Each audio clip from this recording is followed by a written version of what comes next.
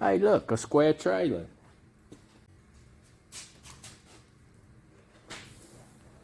Let me go inside and mark around where that door goes. Right, all right. Guys, on my older trailers, some of you may notice the very bottom around the frame of the actual trailer, I used to expose this metal framework around the bottom and screw my walls into the wood. I had a couple come back after the hurricanes down south, and the insurance company basically paid me to rebuild them. And I noticed that seam right there was getting a lot of water intrusion in it.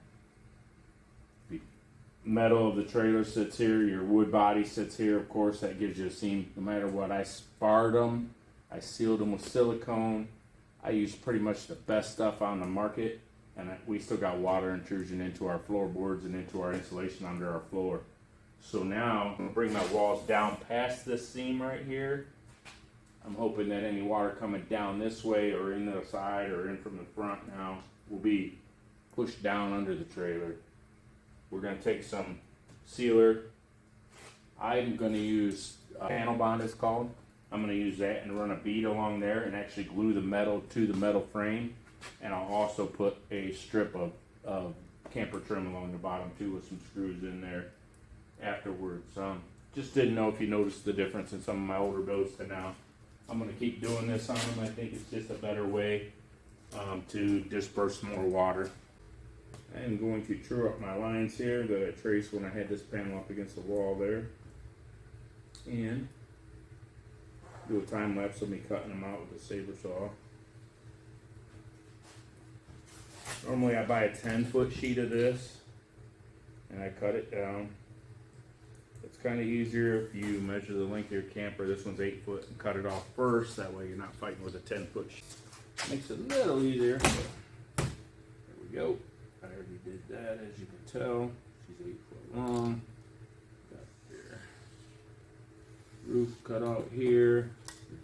Kick down out there. Your door here. And we'll get her did.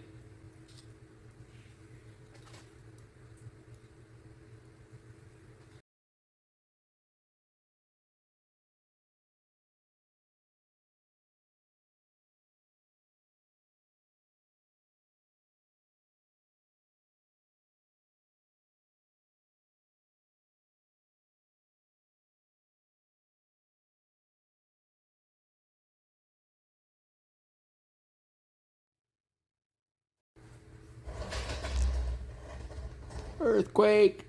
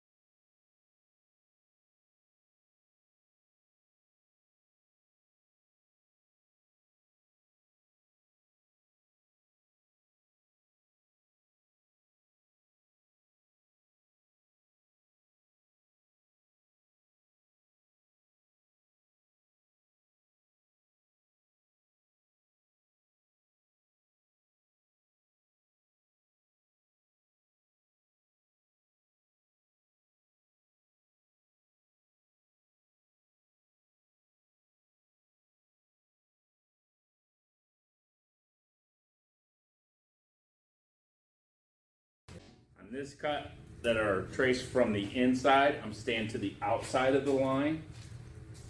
Of course, because your trace would be a slight bit smaller than the hole. Now out here, when I made them, I did just the opposite. So just keep that in mind when you're tracing something out and you're cutting it.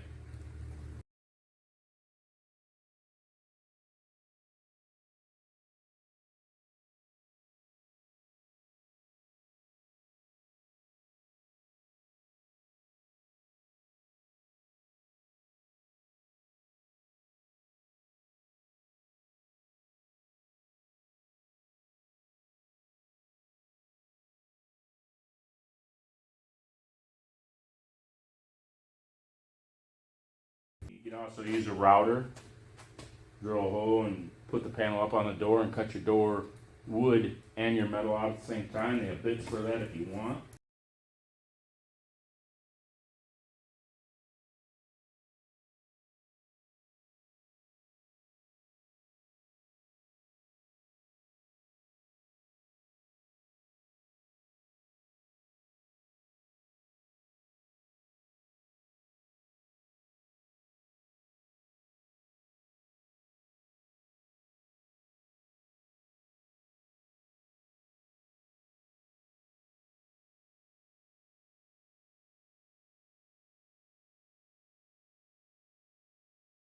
What I should do that I'm being a dummy and not doing is wear safety glasses. Metal in the eyeballs is not fun, guys.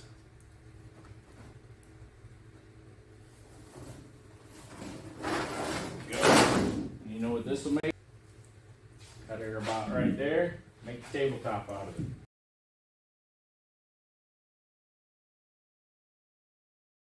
Straighten up these corners a little bit. Like how rough they are.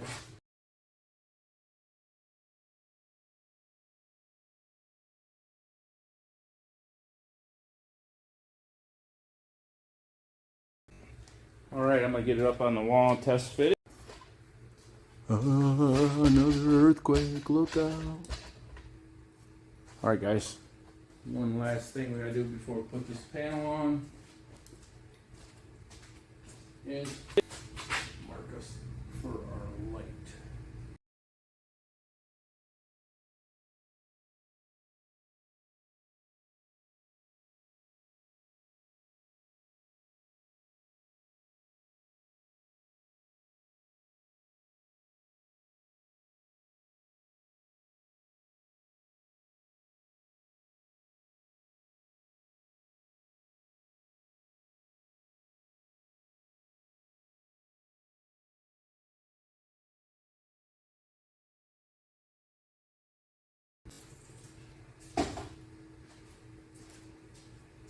I don't know what year on if I'm right or not.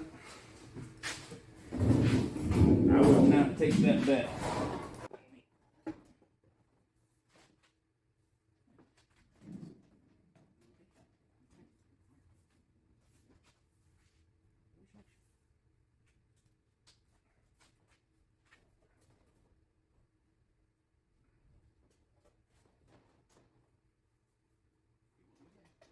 There's our home. You see it? There's our wire.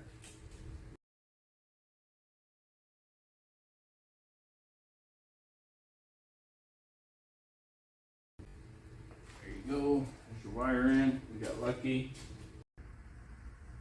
Alright, as you can see, started off with one red panel on this side. Cut her out with the saw. I normally do my roof panels first and lay them down and then trace out the side drawings. You can see we threw this one in the brake and bent it to fit the contours of that. We'll do the same thing on the rear. She's getting a little dusty up there, ain't she? But there's the red roof panel. Then we're going to start with the top trim and the front trim and work our way down with the trim. By the time we get to this back trim, we will have the red back panel on also, and that door in there to hold that panel in place. It minimizes the waves that you get in it. If you start at the bottom and bunch everything up, it kind of gives you a beer can effect. Starting at the top or the door and working your way out is kind of like smoothing out bubbles in plastic.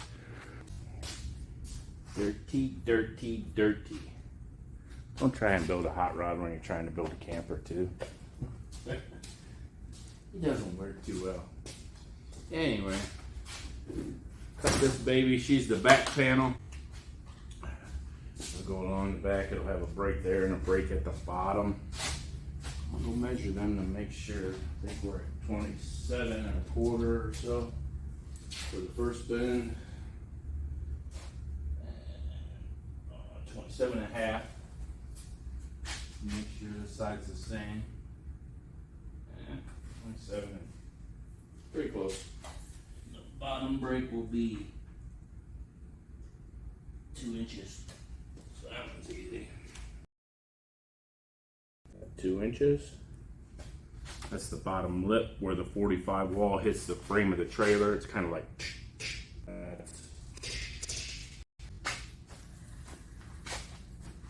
Did I tell you guys? 27.5? Yeah. Close enough.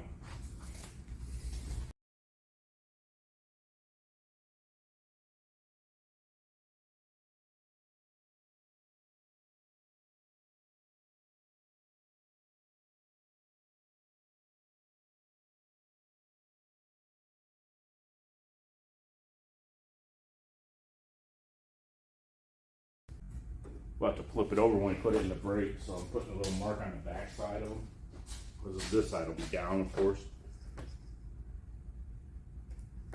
There we go. This side will be up, so we don't have to do that. She is 2 inches.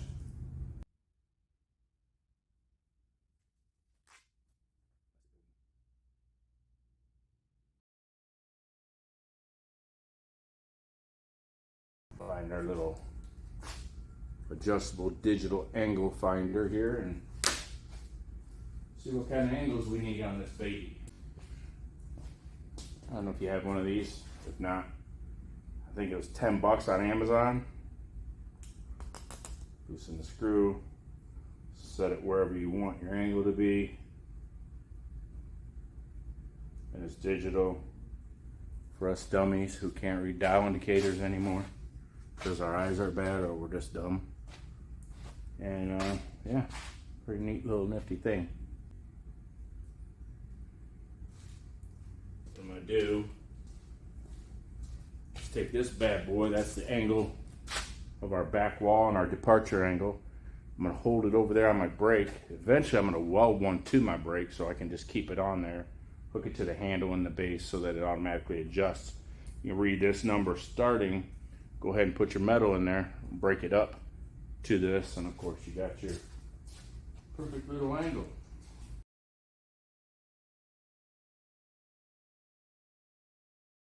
$37 degrees, which I don't know where I came up with that angle. I just cut it, and that's where she came up with.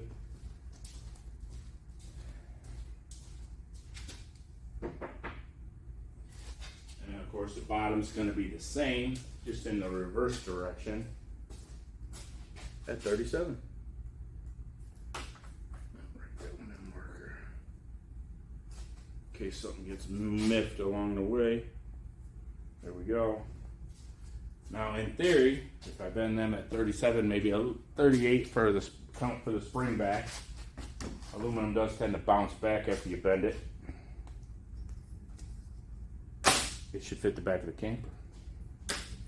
I'm gonna take them over to the brake and bend. All right, boys and girls, we are at the brake. Not brake, don't take a break. We're at the metal brake.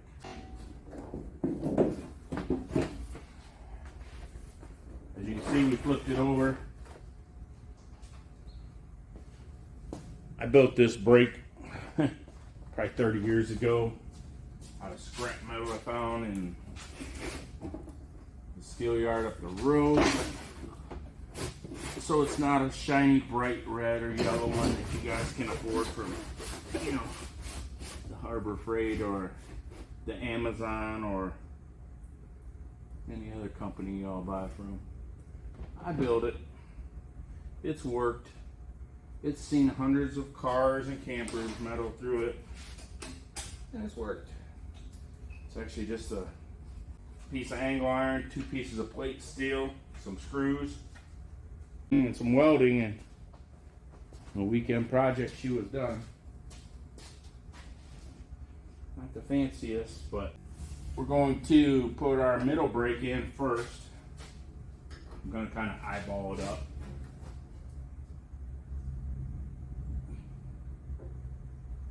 About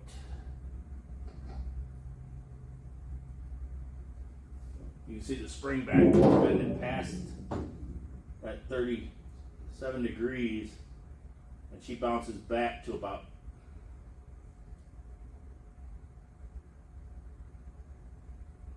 30, so there's quite a bit of spring back in this aluminum metal memory. So there you go. Let's check that other side real quick. Again, we're Double check we're at 37 on this. Right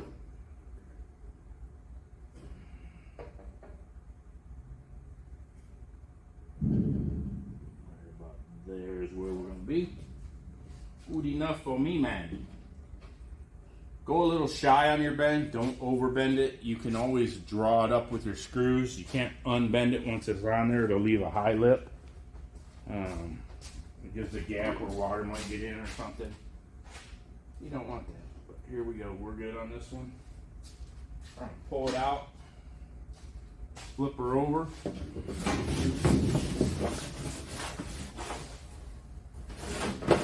Now, when I built this, I lined each surface of this with duct tape.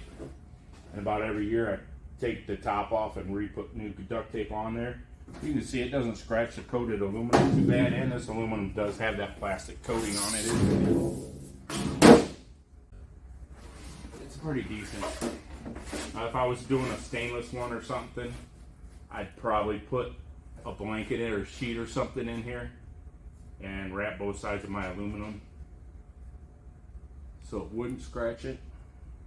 I flipped this over because this bottom bend is a reverse or a forward bend. This was a reverse bend, you can see. And this one will be in the opposite direction. Since the trailer frame wall and the back wall are on the same plane, it's going to get the same 37-degree bend. I've done enough of that. I think I'll just eyeball it again. If you want to go a little shy, you don't need to go past your point.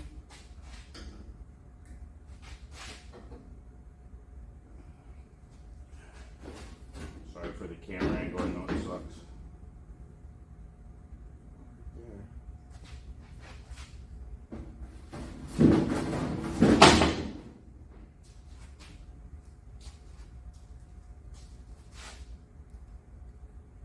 Set you off so we don't forget you. The two bends. Of course, it'll be like this on the back wall of the camper. Give you an idea of your departure angle. If y'all don't have access to a brake, I know Harbor Freight does sell them. I'm sure Amazon does too now. Look at that, babies. There you go. That is exactly how we wanted her. That bend's tight. We're good. No spring back there. You can see it's tight against your camper. We're golden both sides. Good. Good deal. Like I was saying, you can buy them. If you know anybody with a speed shop of any kind, a race car shop or a sign shop or a metal fab shop, they maybe bend it for you, or even if you're good friends with them, let you use their brake. I don't care if anybody comes by my shop and uses mine. Let me clean this thing up, and I'm gonna measure for my hole for the back door, and we'll get it up there. All right. Cut her out with the saw. Got her pretty square. A little crooked here and there, but you know what? When the door's in, you ain't never gonna say it unless you tear it apart again. Used cargo door. eBay. Ooh, look at that baby. Nice. Amazon, eBay. Here in Ohio, we're pretty fortunate. Well, I am anyway, because Indiana being the RV capital of the world, Ohio, Indiana, Pennsylvania, Michigan, there's thousands of RV surplus stores around. They, of course, buy used or damaged RVs. They tear them apart, part them out, like a junkyard does for cars, you know.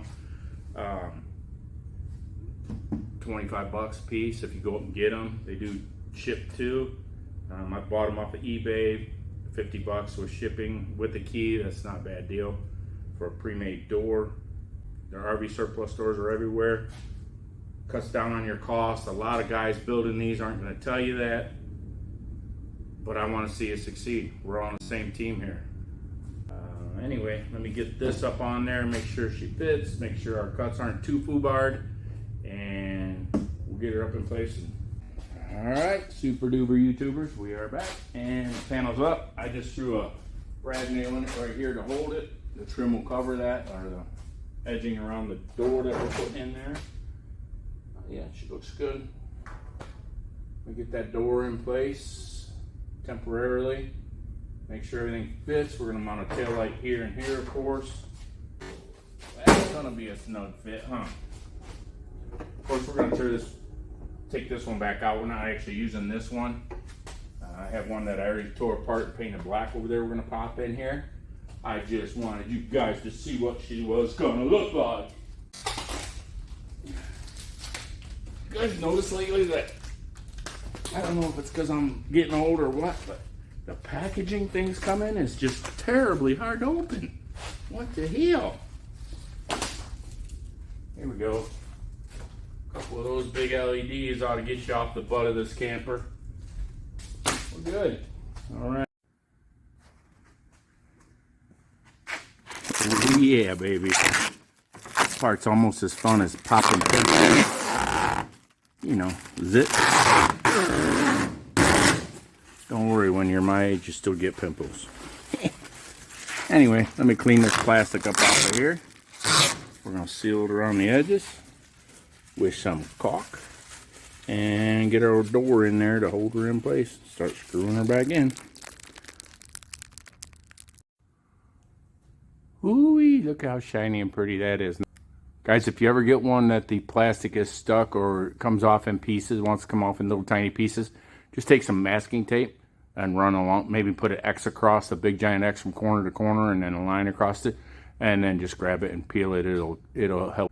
And there it is with the black door in place.